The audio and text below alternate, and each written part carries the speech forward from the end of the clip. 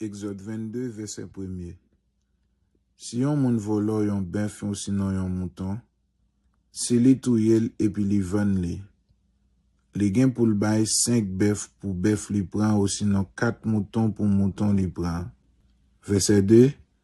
Si yo bare yon volet ap kase yon kay epi yo touyel, moun ki touyel la pa coupable. Verset 3. Mais, si ça arrive après soleil fin levé, moun ki touyel la coupable. Li gen pou l'payer pour li. Ouais pa ouais.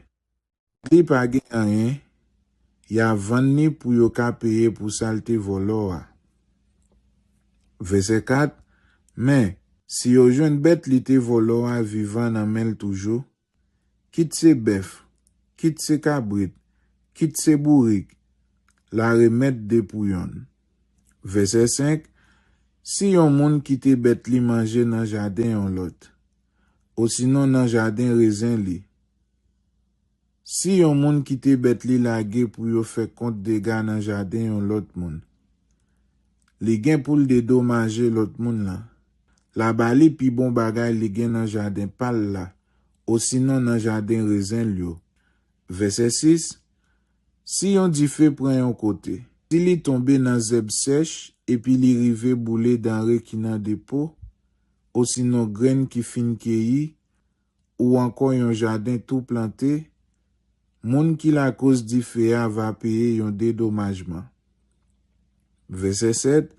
Si yon moun pran l'argent ou sinon yon bagay ki gen an pile valet, li bay yon lot moun serel pou li.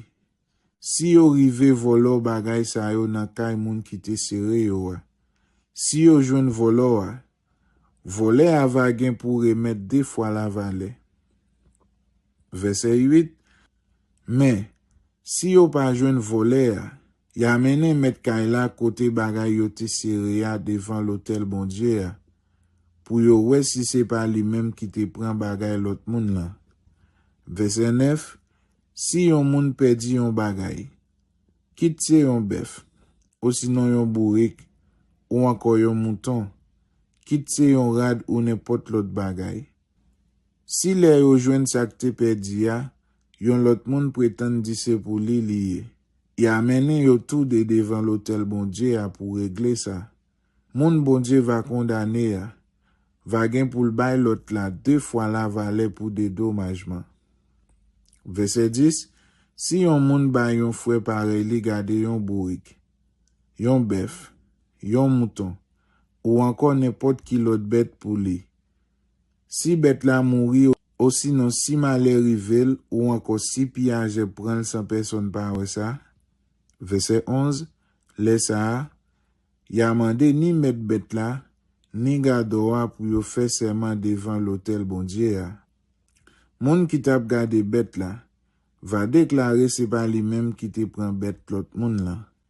Laisse ça, met bête la va accepter pète la. Gado a pas gen ken dédommagement pour le bail.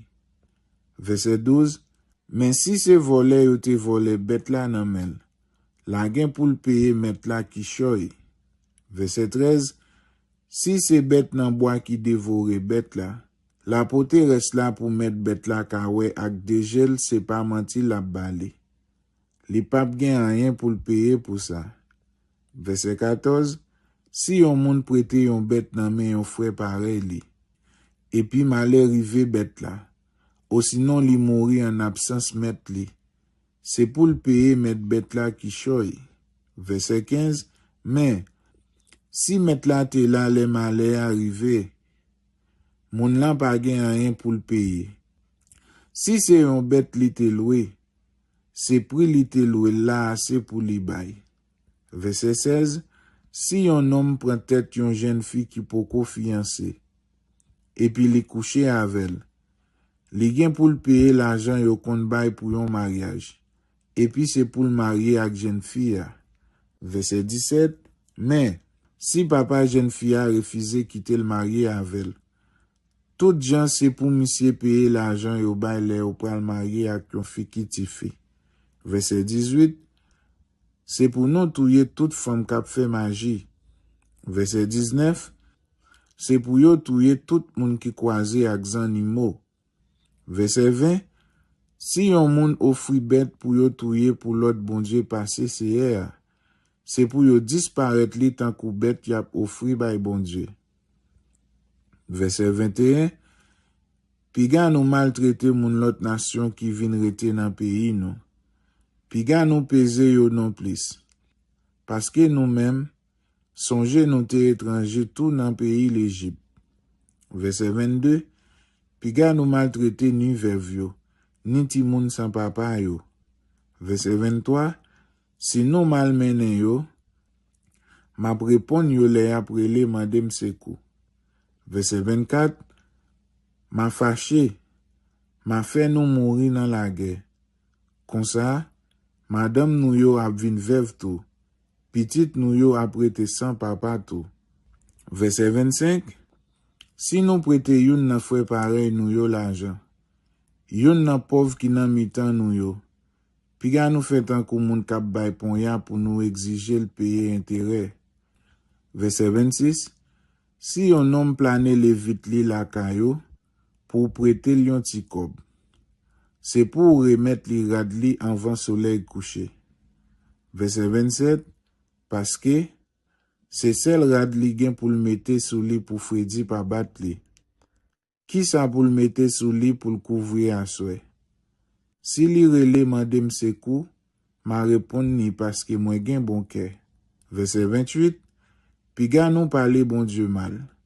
Piga nous bay chef peuple la madichon. Verset 29, pas prendre retard pour nos frimes ça pour nos frimes nan récolte denrée nous yo ak nan divin nous. N'a ban moins premier petit garçon nous yo.